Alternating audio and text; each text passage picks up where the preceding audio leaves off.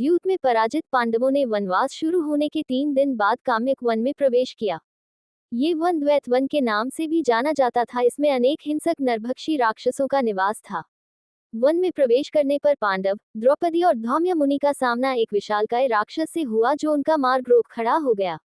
इस भीतसव राक्षस के 8 दांत मुख के बाहर थे, आंखें दहकते हुए कोयले की तरह थी, सर के बाल खड़े हुए थे।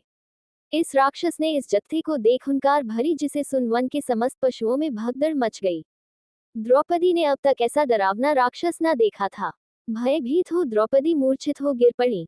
धौम्य मुनि ने मंत्रों का जाप किया ताकि राक्षसी माया का प्रभाव कम हो जाए। धर्मराज युधिष्ठिर ने राक्षस से उसका परिचय पूछा। राक्षस, मेरा नाम कीरमीर है और मैं बकासुर का भाई हूँ।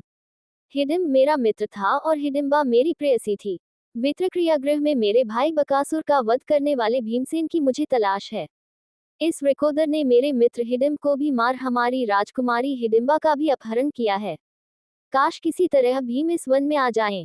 तुम लोग कौन हो? धर्मराज के परिचय देने पर राक्षस की मुद्रा कठोर हो उठी, अपनी गदा मजबूती से पकड़ गर्जना कर बोला, तुम में से भीम कौन है?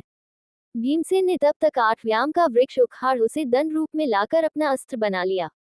इस वृक्ष से भीमसेन ने कीरमीर पर करारा प्रहार किया। कीरमीर ने पलटकर गदा से आघात किया। इस प्रकार दोनों में द्वंद्व छिड़ गया। वन के वृक्ष, चट्टान आदि को अपने अस्त्र शस्त्र बना दोनों एक दूसरे पर प्रहार करने लगे। प्रतीत होता था रात्रि में 2 सिंह आपस में भिड़े हुए हैं। इस द्वंद्व के बीच द्रौपदी की मूर्छा टूटी। उसे उठता देख वृकोदर ने कीरमीर की ओर देखा और उन्हें उसके स्थान पर मुंह चिढ़ाता दुर्योधन दिखाई दिया। वृकोदर के बल और क्रोध में अचानक वृद्धि हो उठी। पांव के प्रहार से उन्होंने कीरमीर को नीचे गिरा दिया और उसके सीने पर सवार हो गए। अपने शक्तिशाली घूंसों के लगातार वार से उन्होंने राक्षस को बेदम कर दिया।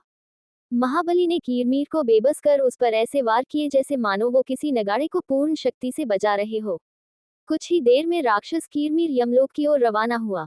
महाबली भीमसेन ने गर्जना करते हुआ कहा, ले दुष्ट, अब तुझ बकासुर और हिडिंब के लिए दुखी ना होना होगा, जा मिल ले अपने भाई बंधुओं से।